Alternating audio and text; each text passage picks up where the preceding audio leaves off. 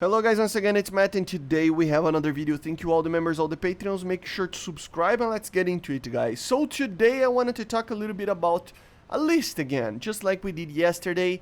And I like to do these videos between patches because we kind of can wonder a little bit on how the next patches will be like, how it was the last patch that we had, and what we actually need in the game to be a better game.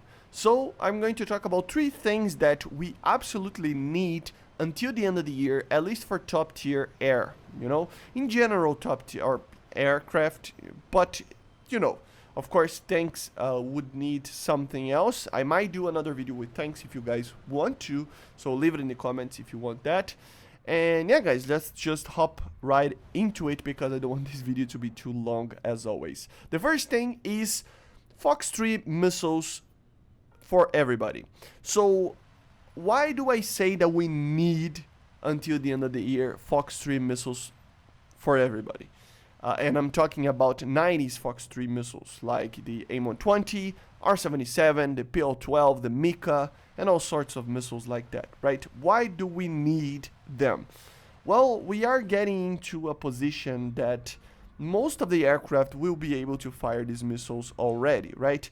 In top tier, basically every single nation right now could be able to do something like this, or almost every single nation. We have the Israelis with the F-16, the Americans with the F-16s, we have the USSR with the R-77s with the MiG, and the Yak. We would have the Mirage with the Mika, the J-8F and the MLU with both Fox 3 missiles in the Chinese Tech 3, the ADF and the AV-8B Plus in the Italians with these missiles, and even the Tornadoes having these sorts of missiles. So almost everybody, with some exceptions like the Germans would need to have the ICE F4F or something like that to be able to actually use them, but more or less everybody already have aircraft that could in theory have these sorts of missiles, right? And why do we need them? Because of balance, basically, guys. Right now, if you don't know, in the BVR arena, I know BVR isn't the most important thing, but in the BVR arena, I think we have kind of a discrepancy on performance.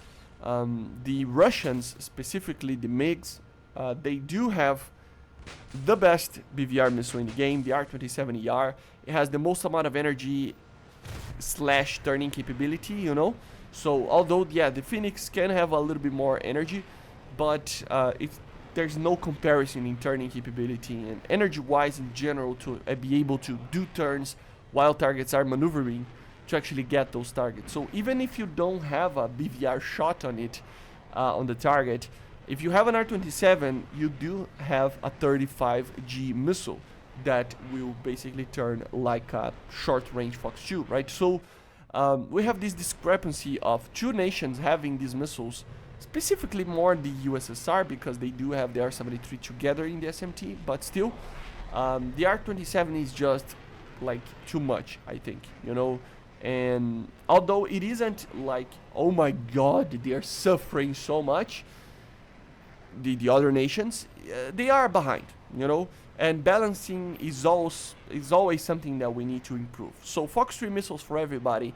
would mean that this gap between the best missile and the second best missile in the BVR arena wouldn't be that big. So if they add an R-77 and AIM-120, PL-12, some of these missiles like the Mika and the PL-12 might be better than some of the others, but the changes and the gap between the two wouldn't be that big.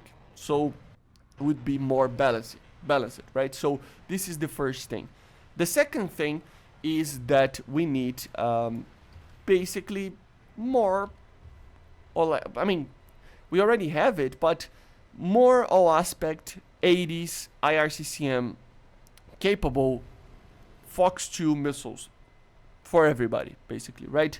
So right now only the SMT can have the R-73, and only 4 aircraft, I think there are 4 aircraft, but let's ignore a little bit on the Harriers because the performance of those make them get those missiles. We only have 2 F-16s in top tier that can actually use these missiles. And although, yes, they do have the tendency of having a 12.3 BR, I think that a lot of other nations deserve these missiles as well, especially once we get into the Fox 3 arena of missiles, because of course we will see aircraft like the Eurofighter, aircraft like the Gripen, aircraft like maybe the F-15 and Su-27, and other aircraft that are way more capable than an F-16A ADF, right? And some nations, even though yes they will receive more stuff, will have in the gap of range of the BRs these aircraft like the ADF, like the normal German MiG, for example, like the normal F-16s in general, right? All sorts of aircraft like that that could receive the M9M and they don't have it.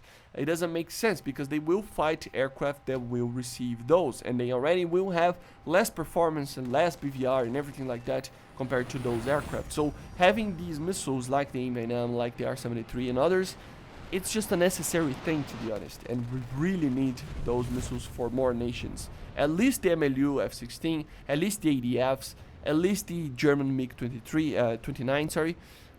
They need to receive these missiles to have, again, more balance. So I think it's just a matter of, you know, needing to receive those. I don't understand why we don't have those yet. And I gotta be honest, the last one is more of something that I already talked about in a lot of videos, but I think it's just a matter of time until we get that. And the more we go into the future, the more we will need this.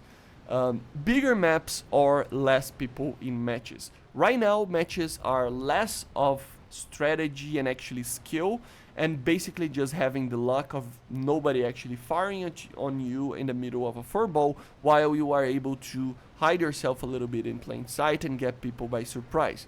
That's pretty much most of the kills that you get. Of course, you can still get kills with skill and getting people, you know, in a dogfight or anything like that, but normally you depend heavily in your team and you don't have much of a strategy to do. You know, you can use some, but right now, because of the maps and together with this, CAS aircraft have less of an effect in the match as well, because they need to get into the middle of the match, in the middle of the map, getting killed by a lot of fighters.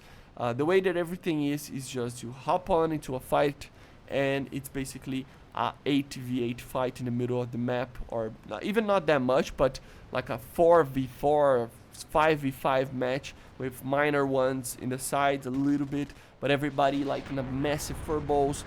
Sometimes if you don't even have the capability of firing a BVR missile because you're already in the middle of the fight and it's frenetic and the stuff.